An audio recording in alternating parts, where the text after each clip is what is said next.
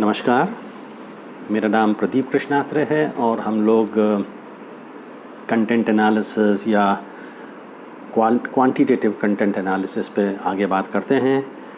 कल हमने message analysis के बारे में बातचीत की थी और आज हम एडवांटेजेस और डिसएडवांटेजेस ऑफ कंटेंट एनालिसिस के बारे में बात करना है। क्वांटिटेटिव ज़रूरी नहीं है, अभी तो सिर्फ हम कंटेंट एनालिसिस के एडवांटेजेस के बारे में बात करते हैं। अगर ये समय ज़्यादा ले लेगा तो अपन डिसएडवांटेजेस के बारे में कल बात करेंगे। खैर, तो मैं इसके कई एडवांटेजेस हैं और इसको अपन बारी बारी और संक्षिप्त और जहाँ ज़रूरत पड़े उदाहरण देते हैं मैं आपसे आगे बात करता चलूँगा। बात करने के पहले मैं ये बताता हूँ कि वीडियो जब अपलोड किया जाता है तो उसके नीचे छोटा सा डिस्क्रिप्शन आता है। मैंने जो है अब डिस्क्रिप्शन में अपना जो है ना ईमेल आईडी भी देना शुरू कर दिया है। अगर आपके पास कोई सवाल हैं तो आप ईमेल आईडी पे मुझे डायरेक्टली वो सवाल लिख सकते हैं और मैं किसी न किसी कार्यक्रम में कोशिश करूँगा कि आपके उन सवालों का जवाब दे दूँ, है ना। तो मेरा ईमेल आईडी आपको नीचे वीडियो के डिस्क्रिप्शन में मिल जाएगा। खैर, तो अपन अब आते हैं लौट कर एडवांटेजेस ऑफ कंटेंट एनालिसिस पे। तो पहला एडवांटेज ये है कि कंटेंट एनालिसिस जो है वो directly examines communication using text, है ना। कंटेंट एनालिसिस का टेक्स्ट या कह लीजिए या विजुअल कह लीजिए। क्वालिटेटिव रिसर्च में जब टेक्सचुअल एनालिसिस की बात करते हैं लोग, तो टेक्स्ट मतलब सिर्फ रिटन वर्ड ही नहीं होता है, उसमें जो है ना मीडिया में जो कुछ आता है, जैसे विजुअल भी आता है, कैप्शन भी आता है, सबको इंक्लूड कर लिया जाता है। मगर यहाँ भी वैसे ही है कि जब हम टेक्स्ट की बात करते हैं तो इसमें विजुअल भी आ गया है और इसमें जो है रिटन कंटेंट भी आ गया है। तो कंटेंट एनालिसिस डायरेक्टली जो है वो टेक्स्ट को एग्जामिन करता है। क्या मतलब हुआ इसका डायरेक्टली पे क्यों एम्फेसाइज कर रहा हूँ मैं? इसलिए कि जब हम सर्वे करते हैं तो फिर लोगों की राय पूछते हैं उस कंटेंट के बारे में, है ना। आप survey of let's say coverage of political news in certain newspapers, अगर ये आपका विषय है तो फिर आप लोगों की धारणा, लोगों की राय पूछते हैं, लोगों की ओपिनियन और एटीट्यूड पूछते हैं कि इस फलाना अखबार में ये कहा था, आपका क्या मानना है। कंटेंट एनालिसिस में ऐसा नहीं होता, अपन किसी की राय नहीं पूछ रहे हैं, है ना। अपन जो है सीधा अखबार में या टेलीविज़न में जो भी छपता है दिखता है उसकी एनालिसिस करते हैं। इसके लिए मैं डायरेक्टली शब्द का इस्तेमाल कर रहा हूँ। दूसरा एडवांटेज ये होता है allows for both qualitative and quantitative analysis, है ना। कंटेंट एनालिसिस का आप क्वालिटेटिव एनालिसिस भी कर सकते हैं, जैसे आप जिसके बारे में हमने कल बात की थी, और क्वांटिटेटिव एनालिसिस तो आप कर ही सकते हैं। ये दोनों फ़ायदे हैं कंटेंट एनालिसिस के।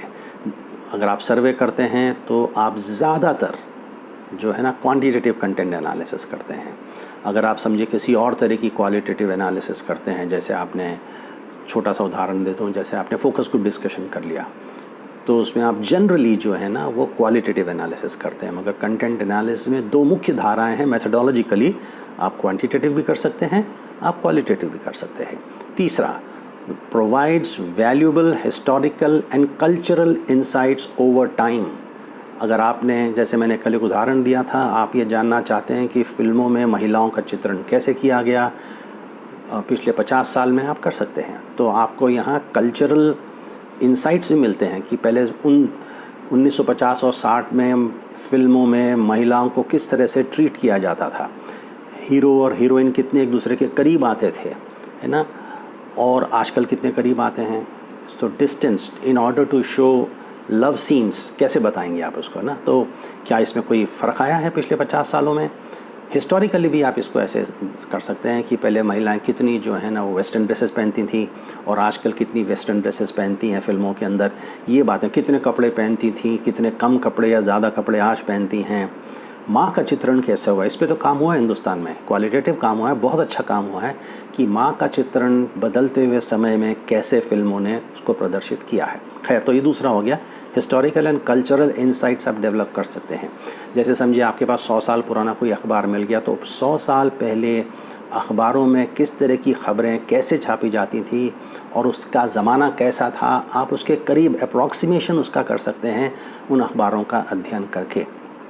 जैसे किसी ने खूब कहा है कि किसी भी समाज की संस्कृति को आपको समझना तो उसका एक सशक्त मेथड ये है कि आप वहाँ के अखबारों का या मीडिया का चयन कर लीजिए, तो आपको समझ में आ जाएगा ज़्यादातर कि किस तरह का वो समाज है ना। तो ये बड़ा इम्पोर्टेंट पॉइंट है। चौथा, आप इसमें डेटा के बिल्कुल करीब रहते हैं। It allows you to get closer to data, क्योंकि आप रहते हैं और जो है वो कंटेंट आपके सामने रहता है, चाहे विजुअल हो चाहे टेक्स्ट मैटर हो।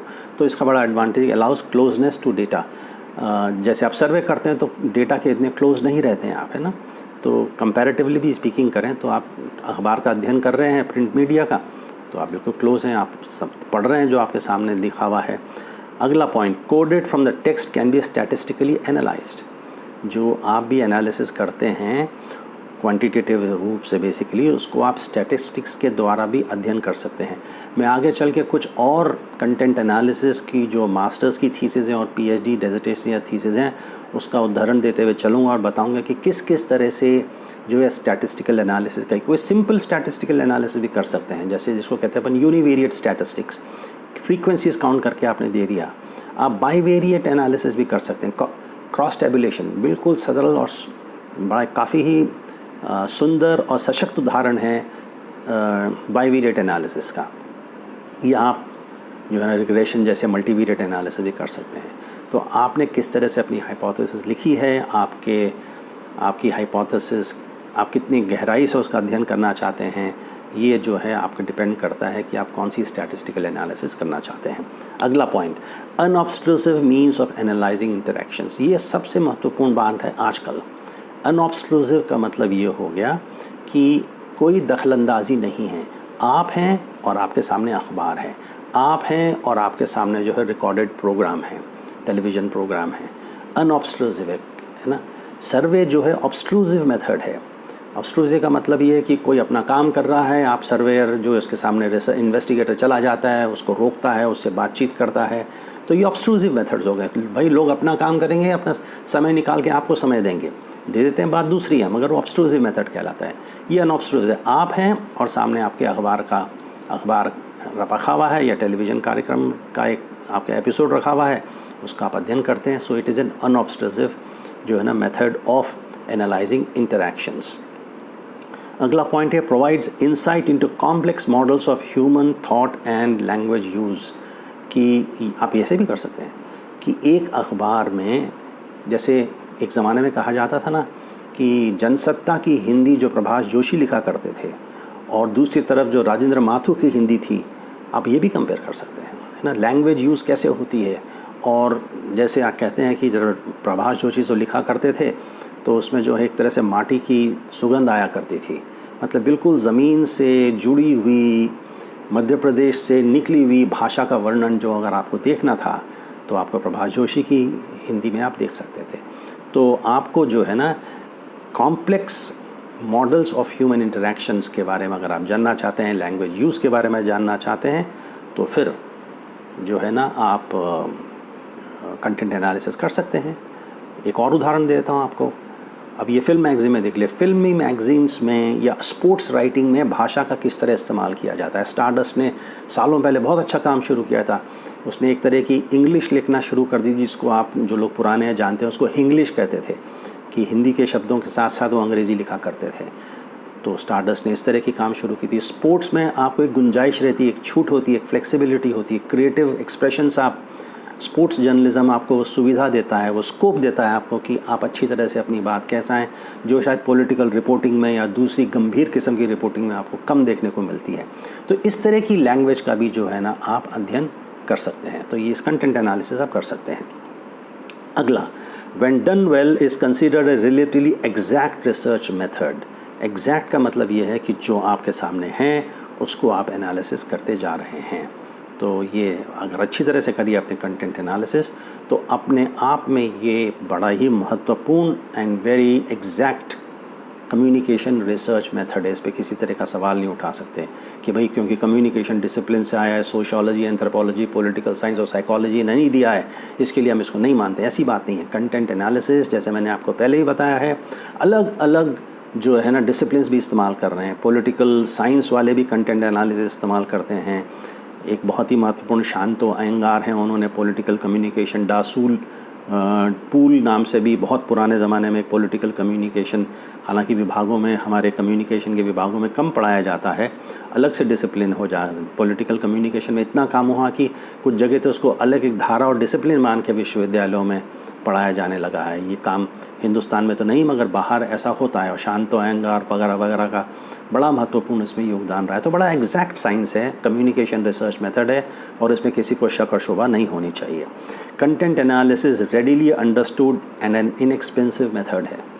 ये भी है ना, यहाँ मैं कहूँगा कि इनएक्सपेंसिव मेथड है, क्योंकि आप समझिए प्रिंट मीडिया की पिछले 6 महीने के पैंडमिक का वर्णन एक अखबार या एक से ज़्यादा अखबार में कैसा हुआ, आपको सिर्फ 6 महीने के 2 अखबार ख़रीदने हैं और बस यही, और आप हैं और आपके सामने अखबार का लिखा हुआ कंटेंट है, उसको आप करते चलिए।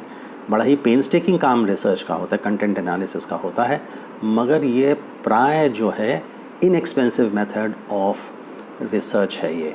और आजकल जबकि पैंडमिक के दौरान जब आपका सर्वे करना या तो आपने रोक दिया है या मुश्किल से आगे बढ़ रहा है, ऐसे टाइम पे अगर कोई पीएचडी का छात्र कोई विषय चुनना चाहता है तो कंटेंट एनालिसिस मेरे हिसाब से कम हुआ है हिंदुस्तान में, तो बड़ा अच्छा एक मौका है आपको कंटेंट एनालिसिस सोचने का कि आप इस पे भी अपनी पीएचडी कर सकते हैं। अगला आप देख लीजिए, more powerful tool when combined with other research methods. एक और सुविधा है इसकी, तो सर्वे के साथ भी आप कंटेंट एनालिसिस कर सकते हैं। जैसे जॉर्ज कपने ने कल्टीवेशन थियरी में 3 तरह के रिसर्च मेथड इस्तेमाल कर लिए थे, कंटेंट एनालिसिस भी था और सर्वे भी था उसके अंदर। वैसे ही काम जो है आप कंटेंट एनालिसिस के साथ मिलकर कर सकते हैं। कहने का मतलब ये है कि जो है ना, आप लोगों से पता लगाएं जाके सर्वे कि आप क्या समझते हैं कि सबसे महत्वपूर्ण चीज़ें क्या हैं, वो अखबार में कैसा कवरेज आता है, उसके अंदर किस तरह का जो है ना उसका वो अखबार का एडिटोरियल बायस किस तरफ है, वो किसके पक्ष में है, किसके विपक्ष में है। लोगों से आपने सर्वे दौरा करके पता लगा लिया और फिर आपने जिस अखबार के बारे में आप सवाल पूछ रहे हैं या अखबारों के बारे में सवाल पूछ रहे हैं, उन अखबार या अखबारों का आपने अध्ययन किया और पता लगाया कि जो जनता कह रही है, जो रेस्पोंडेंट्स कह रहे हैं, उसमें कितनी सच्चाई है। और आपने जो कंटेंट एनालिसिस के द्वारा पता लगाया कि एडिटोरियल बायस कितना है, ये भी एक तरीका है आपको। तो 2 मेथड्स को कंबाइन करके एक तरह से आप ट्रायंगुलेशन करने की भी कोशिश कर सकते हैं, है ना।